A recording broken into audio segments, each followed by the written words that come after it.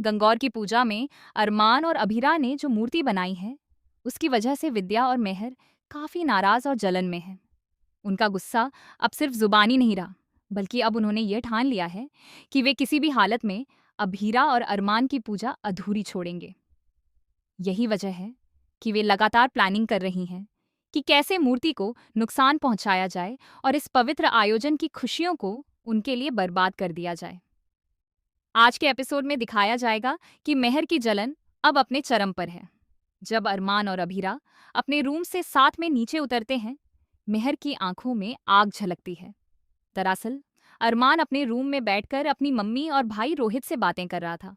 पिछले साल आज ही के दिन दोनों की अचानक मृत्यु हुई थी और इस बात का असर अभीरा और अरमान दोनों पर अभी भी गहरा है। उनके आंसू और भावनाएं सब कुछ बोल रही हैं। हीरा, जो हमेशा अरमान के करीब रहना चाहती है, उसे ढूंढते ढूंढते ऊपर वाले कमरे में पहुंचती है। अरमान को अपनी माँ और भाई से बातें करते देखकर हीरा इमोशनल हो जाती है। उसकी आंखों में एक अजीब सा दर्द है जो देखने वाले का दिल पसीजने पर मजबूर कर देता है। फिर दोनों नीचे आते हैं और अभीरा को अरमान का सहारा देते देख मेहर का गुस्सा और बढ़ जाता है।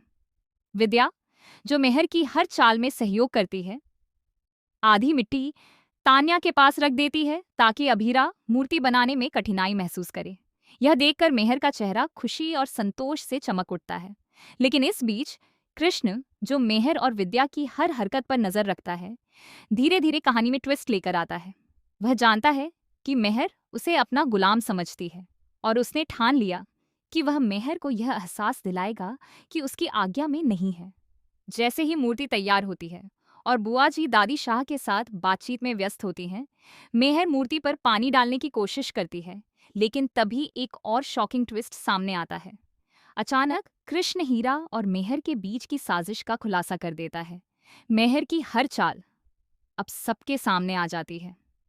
अभीरा और अरमान इस बात को देखकर काफी चौंक जाते हैं, लेकिन उनकी टीम वर्क और केमिस्ट्री उन्हें फिर से मूर्ति बनाने में सबसे आगे ले जाती है। मेहर की मानसिक स्थिति बेहद पेचीदा है।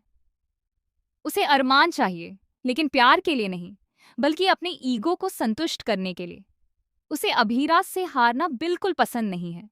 जब पहली बार वह अभीरा से हारी थी, उसने अपने ही ड्राइवर की जान तक ले ली थी। अब अभीरा को जीतते देखकर वह खुद पर नियंत्रण नहीं रख पाती। उसने अपने पिता से साफ कह दिया है कि अरमान ही उसे चाहिए और उसे पाने के लिए वह किसी भी हद तक जा सकती है। लेकिन कहानी में नया ट्विस्ट तब आता है जब मेहर माहिरा का इस्तेमाल करने लगती है। मायरा, एक मासूम बच्ची जिसकी भावनाएं अपनी माँ से जुड़ी हुई हैं, मेहर के प्लान का हिस्सा बन जाती है। मेहर न केवल मायरा बल्कि विद्या का भी माइंड वॉश करती है ताकि अभीरा को हराया जा सके। फिर अचानक एक और शॉकिंग मोमेंट आता है। अभीरा की एक पुरानी दोस्त, जिसकी पहचान अभीरा को बिल्कुल भी याद नहीं है, पूजा में शामिल हो जाती है और अपने कदमों से मेहर के प्लान को उलट देती है। अभीरा और अरमान की केमिस्ट्री इतनी मजबूत है कि हर बार चाहे कितनी भी चाल चले, उनका प्यार और विश्वास जीत जाता है। घर के सभी लोग भी यह देखकर खुश होते हैं कि अभीरा और अरमान एक दूसरे का साथ दे रहे हैं। लेकिन दादी सा दमयंती जी कहती हैं कि ऐसा क्यों हो रहा है कि अभीरा के खिलाफ इतनी जंग छिड़ी हुई है और वह इस खेल को अलग नजरिए से देख रही हैं। अंत में अरमान और अभीरा अपनी मूर्ति को पूरी तरह तैयार करते हैं, गंगा पूजन करते हैं और माता पार्वती और भगवान शिव का आशीर्वाद लेकर एक दूसरे के लिए जन्मों तक के बंधन में बंध जाते हैं। लेकिन तभी मेहर एक अंतिम शॉकिंग ट्विस्ट लाती है। वह किसी ने सोचा नहीं होगा कि वह इतना बड़ा कदम उठाएगी। वह किसी रहस्य को उजागर करती है जो अरमान और अभीरा के रिश्ते में दरार डाल सकता है। क्या मेहर अपनी चाल में सफल होगी? क्या अभीरा और अरमान का प्यार इस बार भी जीत पाएगा? और इस रहस्य का पर्दाफाश क्या उनके जीवन को हमेशा के लिए बदल देगा?